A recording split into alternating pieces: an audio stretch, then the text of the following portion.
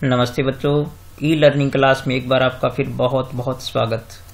तो English grammar की इस कक्षा में हम टेंस सीखते हैं और टेंस में मैं आपको जो है वो प्रेजेंट सिंपल और प्रेजेंट कंटिन्यूअस इससे पहले पूर्ण करा चुका हूँ। उसके एडवर्ब्स वगैरह भी हमने पढ़े हैं और सेंटेंस ट्रांसलेशन भी हमने सीखा।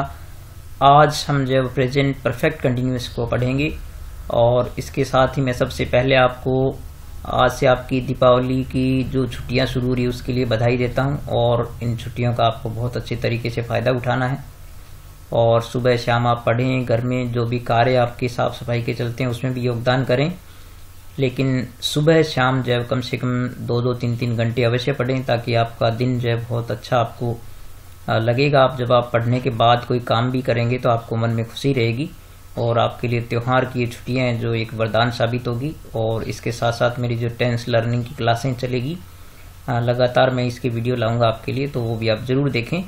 तो चलते हैं आज के टेक्स्ट पर।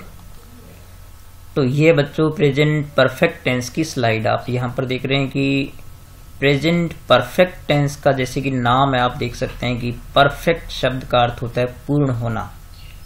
तो हम इस टेंस में इस प्रकार के वाक्यों का, इस प्रकार की घटनाओं का या उन बातों का अध्ययन करते हैं जिनमें कोई कार्य पूर्ण हो चुका है, ठीक है, लेकिन पूरा हो चुके होने के बाद भी वो सीधा वर्तमान पर असर रखते हैं, ठीक है। इसलिए इस टेंस के वाक्यों का जो है हम प्रेजेंट परफेक्ट में रखते हैं, प्रेजेंट में ही रखते हैं। तो आप यहाँ सबसे पहले देख सकते हैं कि वाक्यों की पहचान। तो आप ये याद रखें कि इसके टेंस के वाक्यों के अंत में जो है वो चुका है, चुकी है, चुके हो, चुका हूं या चुके हो, चुके हैं आदि आते हैं। और इस टेंस का प्रयोग वर्तमान काल के ऐसे वाक्यों में होता है जिनमें कार्य तो पूर्ण हो चुका है लेकिन वह सीधा वर्तमान से संबंध रखता है, ठीक है। आपको ये अच्छी तरह, जैसे मैं पाठ पढ़ चुका हूं, यानी यदि मुझे वो पाठ लर्न है, अभी तक याद है, तो मैं ये कहता हूं कि मैं पाठ पढ़ चुका हूं। और यदि भूल गया हूं तो हम ये कहते हैं कि मैंने पाठ पढ़ा था लेकिन भूल गया। तो मतलब ये कि यदि वर्तमान पर उस घटना का असर नहीं है तो वो प्रेजेंट परफेक्ट में नहीं रहती, वो बात पास्ट में चली जाती है। तो जैसे आप यहाँ पर एक उदाहरण देख रहे हैं कि मोहन एक पाठ पढ़ चुका है, यानी उसने पाठ पढ़ लिया है। इसका भाव यही है कि पाठ पढ़ चुका है वो, यानी उसको पाठ लर्न है। और यदि वो पाठ लर्न उसको नहीं होगा तो फिर ये कहा जाएगा कि मोहन ने पाठ पढ़ा था, तो वो बात भूतकाल की हो जाएगी। तो इस प्रकार के टेंसों को जो है वो इंग्लिश में ट्रांसलेट करने के लिए आप देख सकते हैं कि एफर्मेटिव सेंटेंस जो होता है उसमें सबसे पहले सब्जेक्ट होता है और उसके बाद हेल्पिंग वर्ब के रूप में इस टेंस में हैज है होता है। और वर्ब की हमेशा इस टेंस में जो है वो थर्ड फॉर्म काम में ली जाती है, उसके बाद कर्म और फिर एटसेट्रा। अब यहाँ हैज के बारे में बिल्कुल सीधा सा नियम है बच्चों, आप याद रखें कि हैज का प्रयोग जब आप देख सकते हैं कि एक वचन के साथ होता है और हैव का प्रयोग बहुवचन के साथ होता है, इसके साथ आई के साथ भी हैव का प्रयोग होता है, ये भी आप याद रखेंगे। और निगेटिव बनाएंगे आप, तो आपको पता है कि निगेटिव सेंटेंस हेल्पिंग वर्ब के बाद नोट लगाने से बनता है। तो यहाँ पर हैज के बाद नोट लग जाएगा तो ये वाक्य नकारात्मक में बदल जाएगा। तो ये आप कंस्ट्रक्शन, इस प्रकार की जो नियम है जो मैं आपको पहले भी वीडियो में बता चुका हूँ, तो उसको आप जरूर गौर से याद रखें। और आप जानते हैं कि इंटरोगेटिव सेंटेंस हम जब एफर्मेटिव से बनाते हैं तो ये जो हेल्पिंग वर्ब आप देख रहे हैं इसको यदि कर्ता से पहले लगा दें, यानी ये है जो को यदि हम कर्ता से पहले लिख दें तो यही वाक्य जो है वो प्रश्नवाचक वाक्य में यानी इंटरोगेटिव सेंटेंस में बदल जाएगा और यहाँ पर लास्ट में हम प्रश्नवाचक चिन्ह लगा देंगे। और यदि फिर सब्जेक्ट के बाद नोट लगा दें तो यही वाक्य इंटरोगेटिव निगेटिव में बदल जाएगा, ठीक है, यानी प्रश्नवाचक नकारात्मक वाक्य बन जाएगा। और क्वेश्चन जो होते हैं, फुल टाइम क्वेश्चन जो होते हैं, उनमें आप जानते हो कि सबसे पहले क्वेश्चन वर्ड आता है, उसके बाद हेल्पिंग वर्ब आती है। ये आप भली भांति इन चीज़ों को अच्छी तरह लर्न कर लें। और इस टेंस में चूंकि हेल्पिंग वर्ब हैजेव है तो यहाँ पर हैजेव आ गया, उसके बाद सब्जेक्ट होती है, फिर वर्ब जो टेंस की होती है, तो इसमें टेंस की थर्ड फॉर्म, वर्ब की थर्ड फॉर्म आती है। तो ये इसकी कंस्ट्रक्शन अच्छी तरह समझने के बाद आप उसमें नोट करें अपनी कॉपी में, वीडियो को रोक करके आप नोट कर लें और फिर हम वाक्यों को ट्रांसलेशन करना शुरू करते हैं। इससे पहले जो मैं आपको इस टेंस के एडवर्ब्स जो है वो आपको और बता देता हूं। तो ये एडवर्ब जो है वो साथ साथ में आप याद करते रहें। प्रेजेंट सिंपल की भी याद करें, यानी इंडेफिनिट की याद करें, और कंटिन्यूस की भी याद करें, क्योंकि मैं जब ये 4 टेंस आपके पूर्ण हो जाएंगे उसके बाद इनके जो करेक्ट फॉर्म ऑफ वर्ब्स का प्रयोग करना, हम पहले 4 टेंस का सीखेंगे, फिर पास्ट के 4 का सीखेंगे, फिर फ्यूचर के 4 का सीखेंगे, फिर हम एक साथ 12 टेंस का प्रयोग करना सीखेंगे। तो यहाँ पर आप देखें कि ये जो इस टेंस के एडवर्ब्स हैं, ऑलरेडी, जस्ट, जिनके हिंदी अर्थ भी साथ साथ में लिखे हैं, रिसेंटली, लेटली, टिल नाउ या so far, just now, by now, yet, और येट जब निगेटिव में आता है केवल। और हिंदी में जो वाक्य अभी तक, यानी अभी तक की इंग्लिश होती है येट की और अभी तक की होती सो फार की, लेकिन ये एफर्मेटिव में आता है और ये निगेटिव में आता है। अब हम ये सब जानने के बाद जो है वो सेंटेंस की ट्रांसलेशन पर चलते हैं। तो यहाँ आप कुछ हिंदी वाक्यों को देख रहे हैं जिनको हम इस टेंस में जो है वो ट्रांसलेट करेंगे। तो जैसे पहला वाक्य आप देख रहे हैं कि मैं घर पहुंच चुका हूं, तो आप यहाँ देख रहे हैं कि चुका हूं आ गया, तो ये प्रेजेंट परफेक्ट का वाक्य हो गया। और इसको जब, चूंकि एफर्मेटिव सेंटेंस है, तो इसकी कंस्ट्रक्शन आप यहाँ पर ये जो सूत्र देख रहे हैं, तो सबसे पहले आप देखें कि सबसे पहले कर्ता लिखेंगे, तो कर्ता इसमें हो गया मैं, यानी मैं को इंग्लिश में कहते हैं आई। और बच्चों आई के साथ हैव का प्रयोग करेंगे, तो यहाँ पर दूसरे नंबर पर हो जाएगा आई हैव।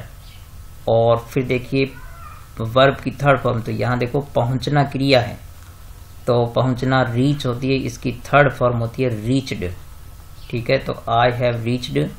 और कहाँ पहुंच चुका हूँ, घर पहुंच चुका हूँ, तो यहाँ पर हो जाएगा home, I have reached home. तो इस प्रकार से देखिए वाक्य बिल्कुल आसानी से आप बना सकते हैं। और दूसरा वाक्य देखिए आप, वह पाठ पढ़ चुकी है, तो सबसे पहले हम कर्ता देखेंगे, तो कर्ता हो गया वह पढ़ चुकी है, इसका मतलब ये जो है वो स्त्रीलिंग हो गई, तो इसके लिए वह की इंग्लिश होगी शी। और शी के साथ हम प्रयोग करते हैं हैज का, तो सी हैज। और फिर देखिए पढ़ना, तो इसका मतलब पढ़ना की इंग्लिश होती है रीड। और वैसे इसको थर्ड और सेकंड फॉर्म का इसका प्रोनाउंसिएशन जो है वो रेड होता है, तो इसको हम बोलते हैं सी हैज रेड। और क्या पढ़ चुकी है, पाठ पढ़ चुकी है, तो ये लेसन, तो ये हो गया इसमें ऑब्जेक्ट, तो सी हैज रेड लेसन। तो इस प्रकार से देखिए बिल्कुल आसानी से ये वाक्य ट्रांसलेट हो सकते हैं। फिर हम देखते हैं कि आगे उसने अपना कार्य कर लिया है, तो देखिए यहाँ पर उसने की इंग्लिश, जब मैंने आपको प्रोनाउंसिएशन की एक टेबल जो प्रोनाउंस की बताई थी, तो उसमें वह या उसने की इंग्लिश जो है वो ही होती है, क्योंकि यहाँ पर ही या सी दोनों लिया जा सकता है, तो यहाँ पर हम ले लेते हैं ही। और फिर अब देखिए ही के साथ प्रयोग करते हैं हैज का, तो ही हैज। और देखिए इसमें कार्य करना, तो देखिए करना की इंग्लिश होती है डू, तो डू की थर्ड फॉर्म हो जाएगी डन, तो ही हैज डन। अब आप देखिए उसने अपना कार्य, देखो बच्चों अपना की अपनी कोई अलग से इंग्लिश नहीं होती है, तो वह के लिए अपना हो जाता है हिज, यानी वह के लिए अपना जो है वो हिज हो जाएगा, तो ही हैज डन। और यहाँ पर हो जाएगा हिज। और देखिए कार्य की इंग्लिश होगी वर्क।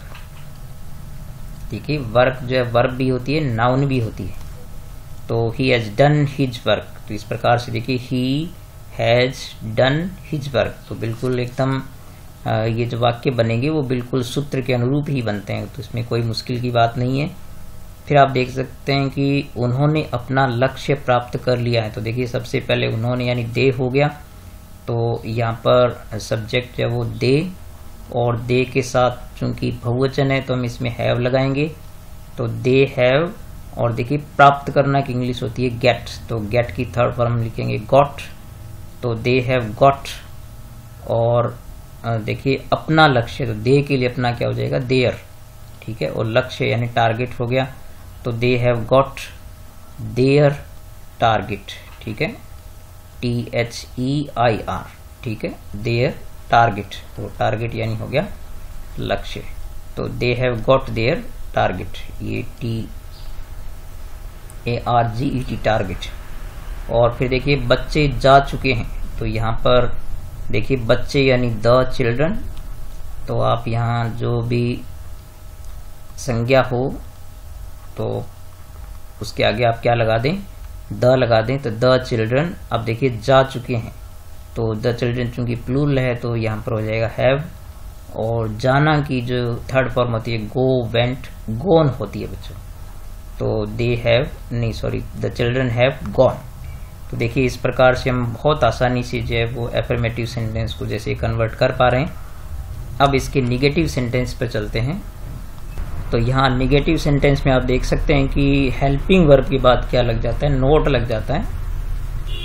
तो उसने, जैसे उसने खाना नहीं खाया है, तो उसने यानी ही, और ही के साथ हम प्रयोग करते हैं हैज का, और फिर हेल्पिंग वर्ब बार नोट लगा देंगे तो ही हैज नॉट।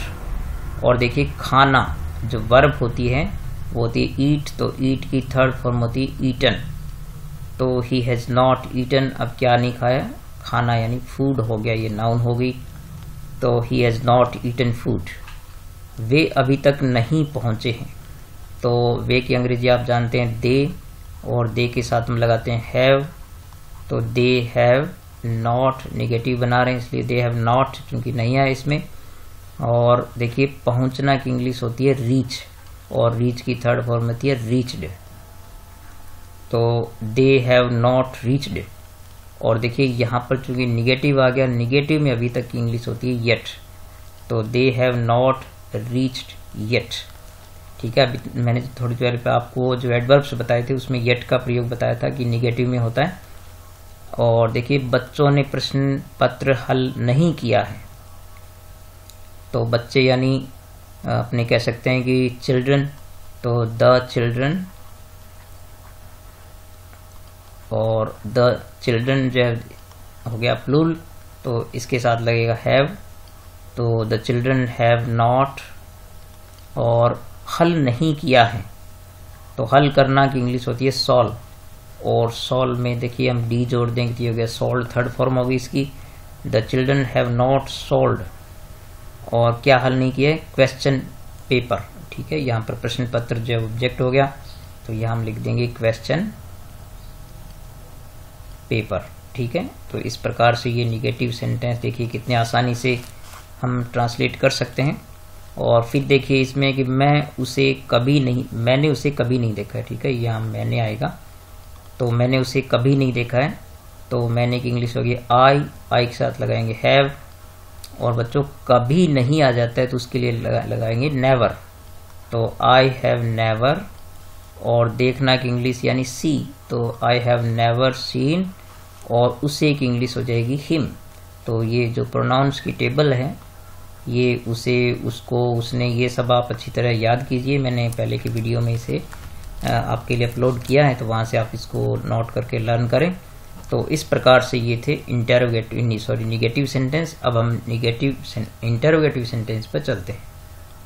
तो यहाँ देख रहे हैं बच्चों आप इंटरोगेटिव सेंटेंस। तो इंटरोगेटिव सेंटेंस में आप जानते हैं कि प्रश्नवाचक वाक्यों में हेल्पिंग वर्ब जब सबसे पहले होती है, तो आप यहाँ देखें ये इंटरोगेट निगेटिव है और ये इंटरोगेटिव है।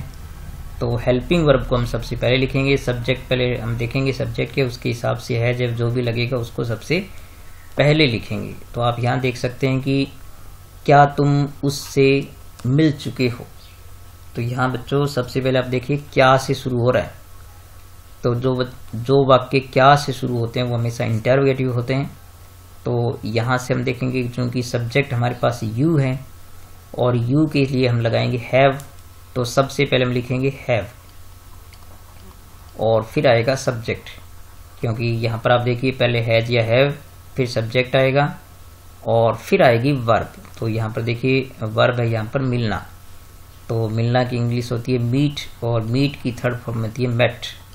तो हैव यू मेट और उससे की इंग्लिश होती है हिम। ये प्रोनाउंस आप अच्छी तरह याद रखिए। तो हैव यू मेट हिम, देखिए कितने आसानी से वाक्य बना। फिर आप देख सकते हैं क्या वह खेल देख चुका है, तो वह की इंग्लिश जो है वो ही हो गई। ही के साथ हम लगाएंगे हैज, तो हैज ही। और देखिए देखना, तो खेल देखना यानी वॉच हो जाएगा यहाँ पर, तो वॉच की थर्ड फॉर्म वॉच्ड हो जाएगी। तो हैज ही वॉच्ड और क्या देख चुका है, यहाँ पर ऑब्जेक्ट हो गया खेल यानी गेम, तो हैज ही वॉच्ड गेम। और फिर यहाँ जो वाक्य आपके सामने है वह कि क्या उसने अपना नाम नहीं बताया है। तो यहाँ पर आप देख सकते हैं कि उसने, तो उसने की इंग्लिश होती है ही, और ही के साथ लगेगा हैज, जो कि सबसे पहले लिखेंगे क्योंकि ये इंटरोगेटिव निगेटिव सेंटेंस है। तो हैज ही, और फिर देखिए नॉट लगेगा क्योंकि यहाँ पर आप देख सकते हैं कि हैज या है, फिर सब्जेक्ट फिर नॉट आता है। तो हैज ही नॉट, और देखिए बताना की इंग्लिश होती है टेल, टेल की थर्ड फॉर्म होती है टोल्ड। तो हैज ही नॉट टोल्ड, उसने अपना नाम, तो उसके लिए अपना नाम हो गया हिज, और नाम की इंग्लिश होगी नेम। तो has he not told his name, ठीक है। और फिर देखिए क्या अध्यापक ने पहला पाठ नहीं पढ़ाया है। तो अध्यापक यहाँ पर सिंगुलर हो गया, तो इसके लिए हम लगाएंगे हैज, तो हैज द टीचर, ठीक है। और फिर देखिए चूंकि निगेटिव भी है ये, तो हैज द टीचर नॉट, और पढ़ाना की इंग्लिश टीच होती है, जिसकी थर्ड फॉर्म हो जाएगी टॉट। तो TAUGST, ये फॉर्म्स आप अच्छी तरह याद रखें। तो has the teacher not taught, अब उसने क्या नहीं पढ़ा है, पहला पाठ। तो पहला की इंग्लिश होगी फर्स्ट, तो यहाँ पर होगी फर्स्ट और लेसन, ठीक है। तो has the teacher not taught first lesson, ठीक है। तो इस प्रकार से ये इंटरोगेटिव और नेगेटिव सेंटेंस बने, आप इनके सूत्र अच्छी तरह याद रखिए। अब हम कुछ क्वेश्चन देखते हैं। तो यहाँ पर आप कुछ क्वेश्चन देख पा रहे हैं बच्चों, जो बहुत ही सुंदर वाक्य हैं, तो आप इनको ट्रांसलेट करें, इनको अच्छी तरह सीखें। पहले कंस्ट्रक्शन को देखते हैं। तो सबसे पहले क्वेश्चन जो होते हैं उनमें क्वेश्चन वर्ड आता है, उसके बाद हेल्पिंग वर्ब आती है, फिर सब्जेक्ट आता है। तो ये कंस्ट्रक्शन आपकी जो अच्छी तरह दिमाग में बिल्कुल सेट हो जानी चाहिए। जैसे तुमने पुस्तकें कहाँ रखी है, तो ये क्वेश्चन वर्ड हो गया कहाँ, और कहाँ की इंग्लिश होती है वेयर, तो इसके लिए लगेगा वेयर। इसके बाद हैज ये है वो सब्जेक्ट के अनुसार लिखेंगे, तो यहाँ पर तुमने करता हो गया, तो इसके अनुसार आएगा हैव, तो वेयर हैव यू। और देखिए पुस्तकें, और चूंकि यहाँ पर रखना वर्ब हो गई, तो यहाँ पर पुट, और पुट की थर्ड फॉर्म बच्चों पुट ही होती है। तो वेयर हैव यू पुट, और पुस्तकें यानी आपका ऑब्जेक्ट हो गया बुक्स, तो where have you put books, ठीक है।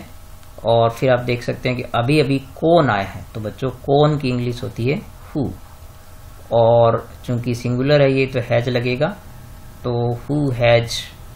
और आना की जो थर्ड फॉर्म होती है कम, कैम, कम ही होती है बच्चों, तो हु हैज कम। तो यहाँ पर आप देख सकते हैं कि जस्ट का प्रयोग जो है हम यहाँ पर भी कर सकते हैं और यहाँ भी कर सकते हैं। तो हु हैज कम जस्ट, या आप चाहें तो पहले जस्ट लिखें जो एडवर्ब है, उसके बाद कम लिख दें। तो हु हैज जस्ट, अभी अभी की इंग्लिश यानी just, who has just come, या कम की जगह आप अराइव्ड भी कर सकते हैं। तो यहाँ पर ARRIVED, तो हु हैज जस्ट कम या हु हैज जस्ट अराइव्ड, ठीक है। अराइव्ड आपको याद रहता है तो और बेहतर है। और फिर देखिए यहाँ पर उन्होंने गणित में कितने अंक प्राप्त किए हैं, तो ये बच्चों कितने, चूंकि अंक गिनने लायक होते हैं, तो इसमें जो है वो इंग्लिश होती है हाउ मैनी।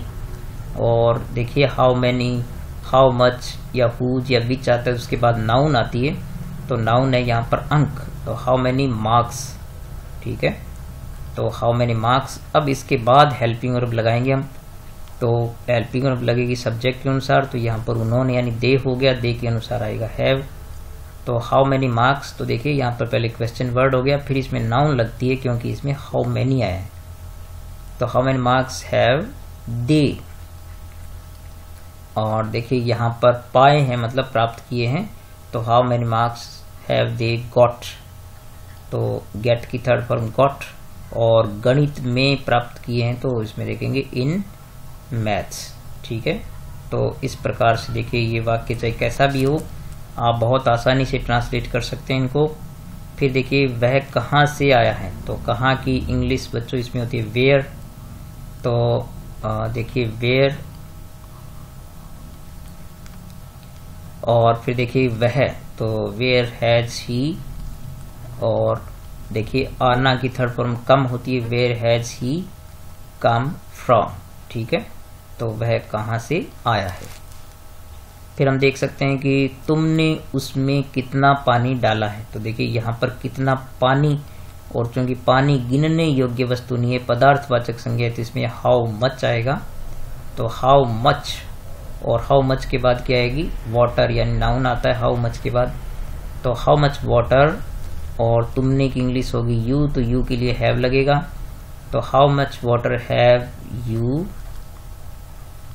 और डालना यानी पुट, तो how much water have you put in that, उसमें की इंग्लिश हो जाएगी इन दैट, ठीक है। तो इस प्रकार से देखिए वाक्य बन रहा है। और फिर देखिए कि उसने कौन सी पुस्तक उठाई है, तो कौन सी की इंग्लिश बच्चों विच होती है, और विच के बाद भी पहले नाउन लगती है, तो कौन सी पुस्तक यानी विच बुक, और फिर देखिए हैज ही, क्योंकि फिर हेल्पिंग वर्ब आएगी, फिर सब्जेक्ट आएगा, तो विच बुक हैज ही, और देखिए पिक्ड अप, उठाना की इंग्लिश आप लिफ्ट कर सकते हैं, या फिर यहाँ पर पिक्ड अप भी कर सकते हैं, पिकअप मीन्स होता है उठाना, तो which book has he picked up. देखिए इस प्रकार से सबसे ज़्यादा मुश्किल जो हम क्वेश्चनों को ही मानते हैं, तो ये कितने आसानी से आप जो है ये कंस्ट्रक्शन आपके ध्यान में, और वाक्य को गौर से पढ़ें, और शब्दों को जो है वो बिल्कुल आप इस सूत्र के अनुसार पिरो दें, तो आप जो है एक एक वाक्य ट्रांसलेट कर पाएंगे। अब वीडियो के अंत में मैं आपके लिए कुछ वाक्य छोड़ता हूँ, तो आप ये ट्रांसलेट करके मुझे व्हाट्सएप पर जरूर सेंड करें, और व्हाट्सएप पर सेंड करने के बाद मुझे कॉल करें, और अपनी कॉपी जो जिसमें आपने ट्रांसलेट किए वो अपने पास में रखें, तो मैं आपके एक एक वाक्य को चेक करके और आपको जैसी भी स्थिति है, आपके सही है तो सही, और जो गलती है तो मैं गलती आपको बता दूंगा, तो ऐसा जरूर करें आप, ठीक है। तो यहाँ पर बच्चों आपके लिए अभ्यास के लिए 10 वाक्य हैं।